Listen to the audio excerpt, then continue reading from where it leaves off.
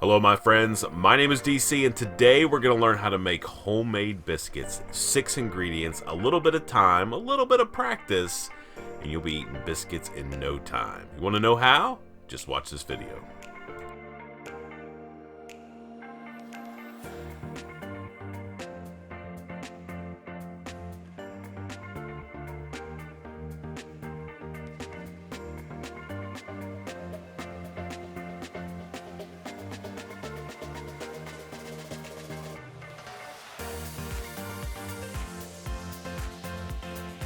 Before we get started with this recipe, make sure you set your oven to 425 degrees Fahrenheit and start it preheating.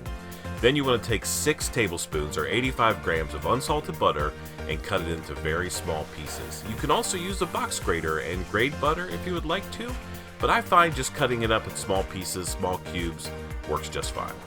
Once you've got them cut up into small cubes, put them in a bowl and stick them back in the refrigerator to keep them cold.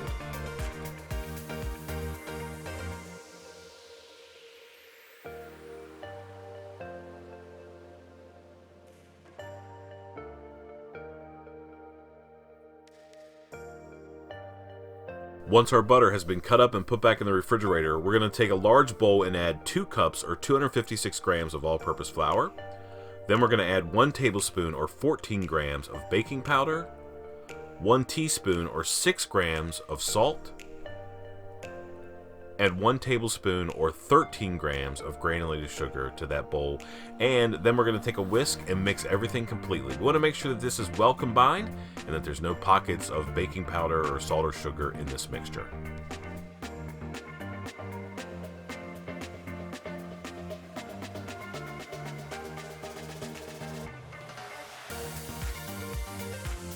Once our flour mixture is well combined, we need to take our butter out of the refrigerator and add it to the bowl.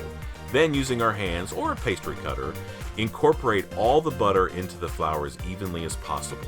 You need to take your fingertips and squeeze the butter pieces and then mix them back into the flour. Don't try to incorporate every single piece of butter. Having some large pieces of butter in the final dough is actually a good thing.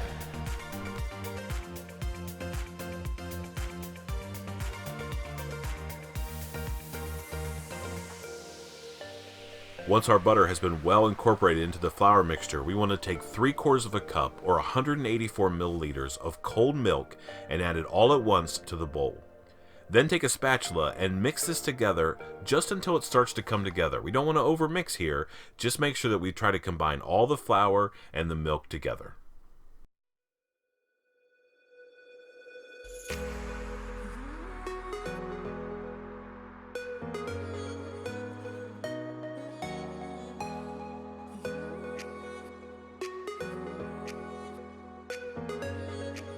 Now once our dough has just started to come together, we're going to turn it out onto a work surface and begin shaping it into a flat rectangle.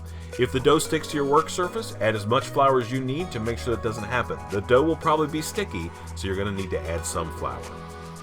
Our goal here is to shape the dough into a flat rectangle shape and then fold it over itself, turn it 90 degrees, and then re-flatten it.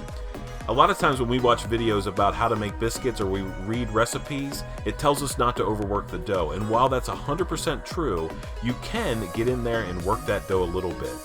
This flattening and folding process will create flaky layers within our final biscuit product, and that's exactly what we want.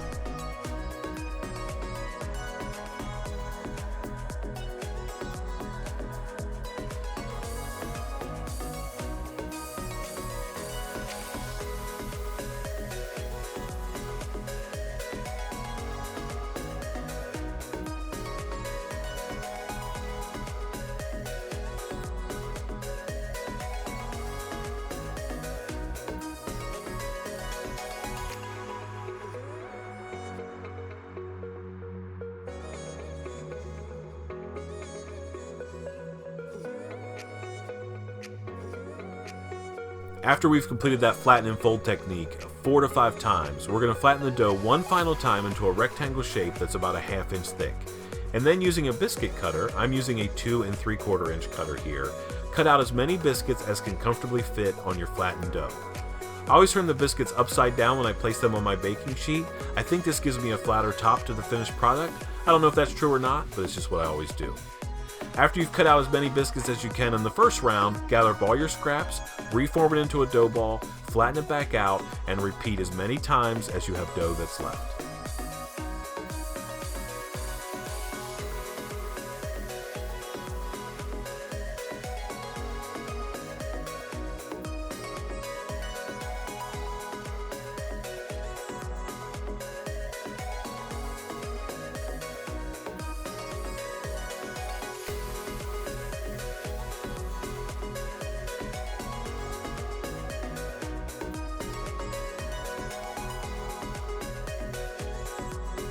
Once all of your biscuits are cut out, make sure they're spaced about 1/4 inch apart on a baking sheet and place them in a 425-degree oven for 12 minutes or until nicely browned. If you have any visible pieces of butter in your final biscuits, that's an added bonus. After about 12 minutes at 425 degrees, you should be rewarded with some of the best looking biscuits you've ever seen in your entire life. Now listen, these are homemade biscuits. They're not going to look 100% perfect. If you want them to look perfectly round and perfectly risen and perfectly designed, get some of those from one of those cans from the grocery store. I like to serve these biscuits with butter and honey or butter and grape jelly if I've got it available. Man, these biscuits are so good, they're so easy, and I guarantee that anyone can make them. Thank you so much for watching. I appreciate it more than you can even know. Please like the video if you enjoyed it, subscribe to the channel if you would, and I guess we'll see you next time. Bye, everybody.